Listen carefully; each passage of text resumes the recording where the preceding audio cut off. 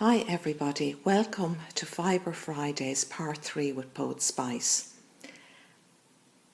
This week Poetspice challenged us to use fibres again to make either a doll or a bag. Now before I go on any further, please check out the videos of the other ladies who are participating in this collaboration. I've put links to their channels, well not to their channels, just to their videos in the description box, so please go along and show them some love because it takes a lot of effort to do this. So I'll stop now and I'll go on. This is what I made. I decided to give the doll making a go. So I made this little fella. It's a koala bear and it's made with a free pattern I got on the internet. And it took about 75 grams of yarn, of double knitting yarn, plus a small amount of black for the eyes and the ears. So I hope he looks like a koala bear, and apologies to anybody who has recently seen a koala bear close up and thinks it's absolute rubbish. But it's done in crochet. And the head is the only part of him that's stuffed. The head and his arms, his little arms here. Right. You can see them here. They're kind of hidden by the bow. Now I'm saying him, but of course it's a child's toy, so it could be he or she. And I think it's a nice idea to make a handmade toy for a child at some stage, because if they lose it, if they get attached to it and they lose it, you can always make another identical one.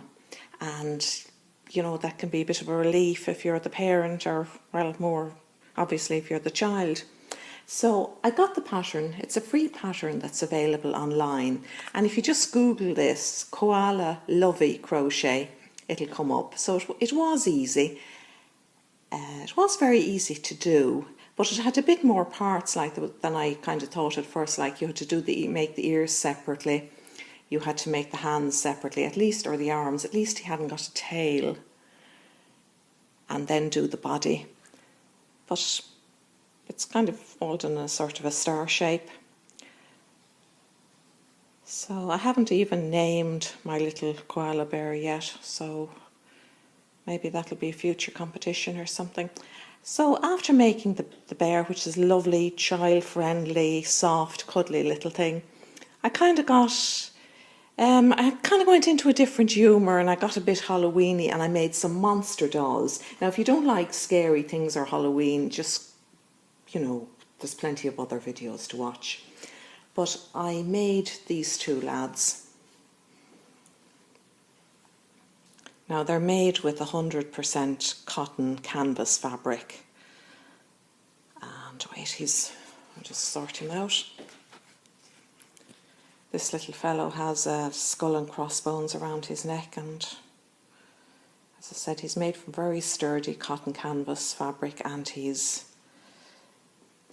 I've stuffed him fairly well, and that's all just machine stitch. Like, I have turned in the edges and stitched the edges. It's not one of these dolls that the edges are left deliberately raggy, but I had great fun making him. And I made my own pattern for him because I didn't really see what I needed or what I had in mind online. Now he's lost his skull and crossbones again, honestly. But this is what I did. Just drew him out, folded a sheet of A4 paper in half, drew him out roughly. Sorry, that was a photocopy that went wrong. And put him down on 2 layers of paper and cut it out. And then I made another one then.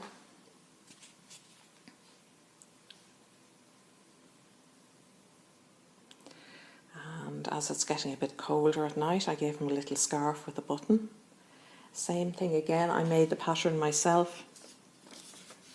This is it, by folding an A4 sheet of paper in 2 and just drawing a shape on it. Very easy, no need to buy a pattern. Good way to use up the buttons and fibres. I definitely used up a lot of fibres this week, so I did what was required, and he has a nice little headdress there. And as I say, you know, if you're not into Halloween, these aren't for you. But if you like that kind of thing, you know, monster dolls, zombie dolls, voodoo dolls, whatever you call them, they'd make a nice little display at Halloween, sitting on a basket or up on a shelf overlooking the Halloween parties and the celebrations. And I like the way it turned out, the fabric. The fabric has these leaves on it, kind of a sort of a modern design. And it looks like his spine, the spine of a skeleton. And the same with this fellow. It kind of worked out. So I'm going to make a few more of these, because I was kind of inspired by the way I felt at the time I was making them. And when I made this doll, I just got a letter from the dentist looking for me to come in for a checkup. So I kind of was going, no, and kind of felt like sewing up my mouth so that he couldn't get at it, because he's done enough work on my mouth, honestly. So that little fellow was inspired by the terrors of the dentist. And this fellow, just from feeling generally blah, but trying to be cheerful. So I'll measure them and just tell you the size. This fellow is exactly 9 inches if you count his headdress, which I just crocheted. That's just kind of the loopy crochet stitch, just sewn and stitched into him. And the other little fellow is a bit smaller. Let me see here, he's about 7 inches. So that's my adventures in doll making. And I'm just after seeing the beautiful Priscilla doll that Yolanda Gonzalez made, which is completely, totally the opposite from my trio of makes.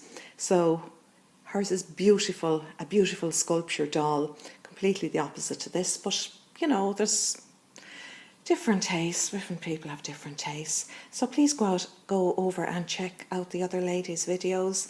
And thanks for watching, and have a good weekend. And I'm just kind of laughing now because tonight is culture night here in Dublin, so we have some zombie culture here. I've added to the gaiety of the nation, I think. So love you and leave you. Bye.